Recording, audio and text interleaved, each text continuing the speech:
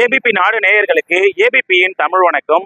விஜய் கட்சி தொடங்கப்பட்டதிலிருந்தே மக்களை சந்திக்கவில்லை என்ற விமர்சனம் தொடர்ந்து இருந்து வருகிறது. ஆச்சி ராயல் குலோப் ஜாமுன் பேக்ஸ் ஒன்று வாங்கினால் ஒன்று இலவசம். குறிப்பாக பனையூரில் இருந்து கொண்டே அரசியல் செய்கிறார். மக்களுக்கு நலத்திட்ட உதவிகள் வழங்க வேண்டும், பாதிக்கப்பட்ட மக்களை சந்திக்க வேண்டும் என்றாலும் கூட பனையூருக்கு அழைத்து அவர்களை சந்தித்து வருகிறார் என்ற குற்றச்சாட்டு விஜய் மீது பொதுமக்கள் தரப்பில் இருந்தும் பிற கட்சி தரப்பில் இருந்தும் குற்றச்சாட்டுகள் முன்வைக்கப்பட்டு கடுமையான விமர்சனத்துக்கு உள்ளாக்கப்பட்டார்.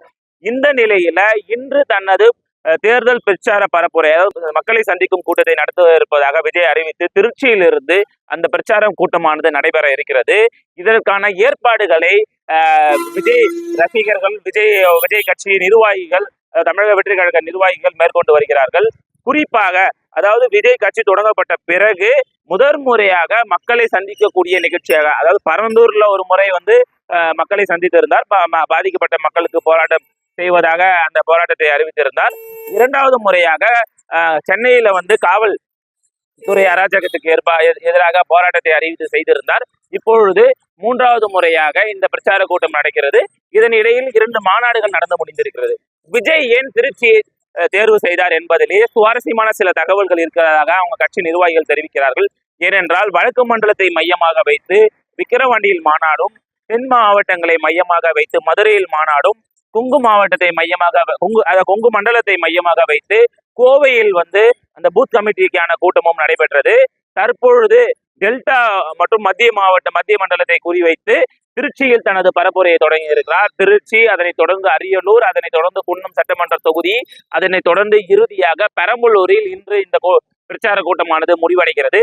விஜய் எந்த தொகுதியில் போட்டியிடுவார் அப்படின்ற கேள்வி எல்லாருக்கும் எழலாம். அதாவது ஒரு கட்சியோடைய முதல் பிரச்சாரம் எங்க துவங்குறாரு, கடைசியா எங்க முடிக்கிறாரு, அந்த 2 இடங்கள் மிக முக்கிய இடங்களாக பார்க்கப்படும்.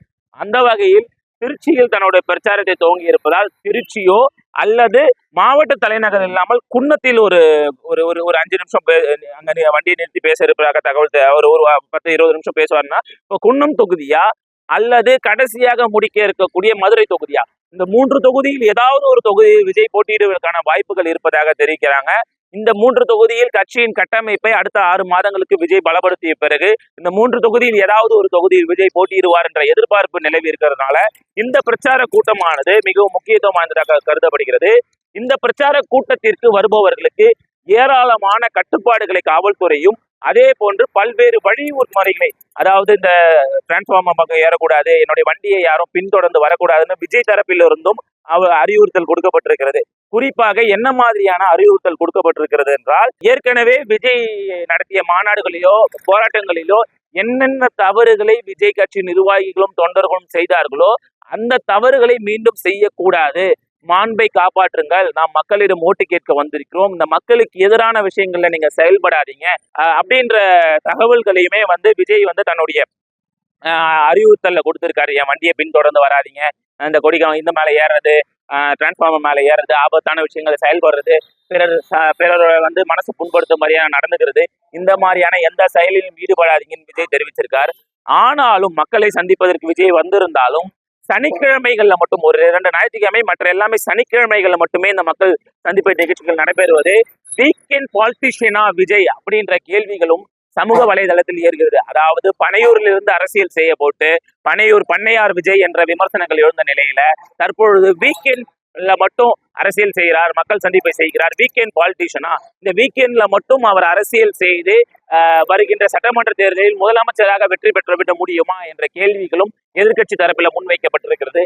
ஆனால் இந்த சந்திப்பு நிகழ்ச்சி கூட்டங்களை நடைபெறுவதற்கே காவல்துறையினர் எங்களுக்கு பல்வேறு கட்டுப்பாடுகளை விதிக்கிறார்கள். பிற கட்சிகளுக்கு கொடுக்கக்கூடிய சாதாரண அனுமதியை கூட, சாதாரணமான எந்த வழியில வரணும்ன்ற முடிவெடுக்கக்கூடிய அதிகாரங்களை கூட எங்களுக்கு கொடுப்பதில்லை என்பது தமிழக வெற்றி கழக நிர்வாகிகளுடைய குமுறலாக இருக்கிறது. பொறுத்திருந்து பார்ப்போம். விஜயோடைய இந்த மக்கள் சந்திப்பு கூட்டத்திற்கு மக்கள் மத்தியில் என்ன ஆதரவு இருப்பது என்பது குறித்து தெரிந்து கொள்வோம். அது ஏபிபி நாடு செய்திகளுக்காக கிஷோர். ஆச்சி ராயல் குலோப் ஜாமுன் பேக்ஸ் ஒன்று வாங்கினால் ஒன்று இலவசம்.